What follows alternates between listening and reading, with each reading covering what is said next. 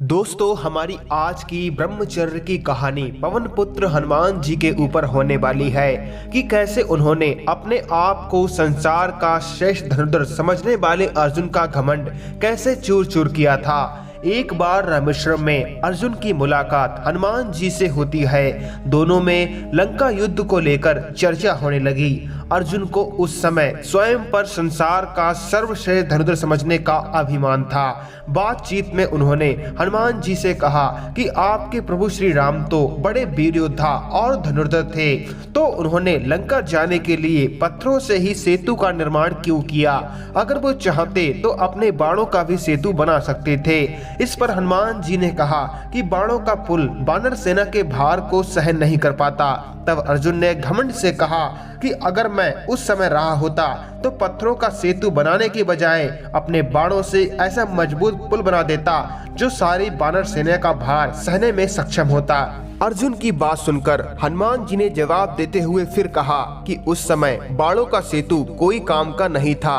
अगर उस समय बाणों का पुल बन भी जाता तो हमारे एक ही बानर के चढ़ने पर बाणों का सेतु टूट जाता। जिस पर अर्जुन ने पलटकर जवाब दिया कि मैं अभी आपके समक्ष सरोवर में अपने बाणों से सेतु बनाऊंगा, जिस पर आप आसानी से चल पाएंगे और वो टूटेगा भी नहीं। और अगर ऐसा नहीं हो पाया, यानी सेतु टूट गया, तो मैं आपके सामने अग्नि में प्रवेश कर जाऊंगा, और अगर पुल नहीं टूटा तो आपको अग्नि में प्रवेश करना पड़ेगा। अर्जुन ने पुल बनाया। तब बजरंगबली ने अपना विशाल रूप धारण कर जैसे ही पहला पैर पुल पर रखा तो वह सेतु डगमगाने लगा। दूसरा पैर रखा तो वह चरमराने लगा और पुल की हालत देखकर अर्जुन ने शर्म से अपना सर झुका लिया।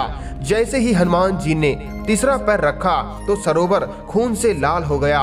यह देख हनुमान जी नीचे आए और अर्जुन से अग्नि प्रज्वलित करने को कहा। आग जलते ही हनुमान जी उसमें प्रवेश करने वाले थे। तभी भगवान श्री कृष्ण प्रकट हुए और उन्हें ऐसा करने से रोका।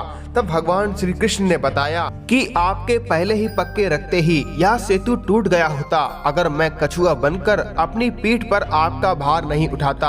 यह सुनकर हनुमान जी बहुत दुखी हो गए और उन्होंने भगवान श्री कृष्ण से क्षमा मांगी। और श्री कृष्ण ने हनुमान जी से अर्जुन के लिए आशीर्वाद मांगा कि आप महाभारत युद्ध में अर्जुन के रथ पर लगे ध्वजा पर विराजमान रहे। श्री कृष्ण ने अर्जुन से कहा कि तुम्हारे मन में अभिमान आ गया था कि तुम संसार के सर्वश्रेष्ठ धनुर्धर हो। तुम्हारे अभिमान को तोड़ने के लिए ही मैंने ये लीला रची थी, क्योंकि तुम मेरे भक्त हो और मैं नहीं चाहता कि मेरे भक्त के अंदर अभिमान हो। इसीलिए मैंने हनुमान जी से तुम्हारा अभिमान चूर चूर करने के लिए कहा था। एक ऐसी ही कथा बलराम जी के ऊपर है। एक बार बलराम जी को भी अपने बल पर अत्यधिक अहंकार हो गया था। भगवान श्री कृष्ण ये भली भांति जानते थे। श्री कृष्ण ने बलराम जी के घमंड को तोड़ने के लिए एक योजना बनाई। इसके लिए उन्होंने हनुमान जी को याद किया। हनुमान जी अपने आराध्य की बात कैसे टाल सकते थे, इसीलिए वे तुरंत ही द्वारका नगरी की वाटिका में पहुंच गए।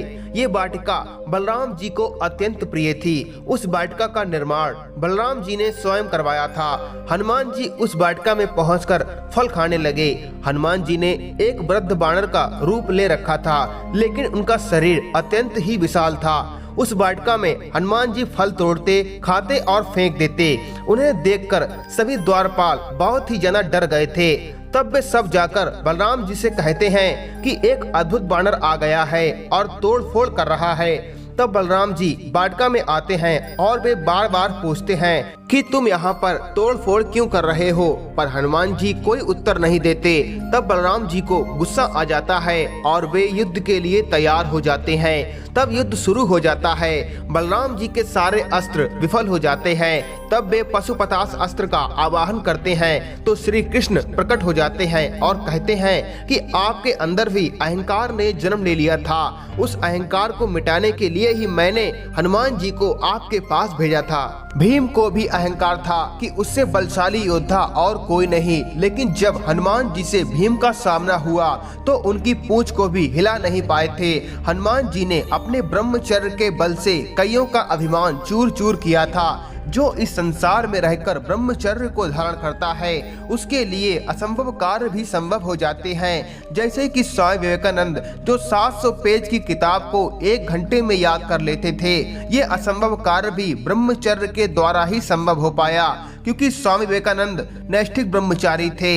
इसीलिए मैं आप सब नवयुवकों से कहता हूँ, ब्रह्मचर्य को अपनाओ। इसके पालन से आपका जीवन खुशियों से भर जाएगा। दोस्तों, इस वीडियो को लाइक करके मेरी मेहनत को सफल बनाएं और इस वीडियो को शेयर जरूर करें और ऐसी ही प्रेरणादायक वीडियो देखने के लिए अपने इस चैनल को सब्सक्राइब करें।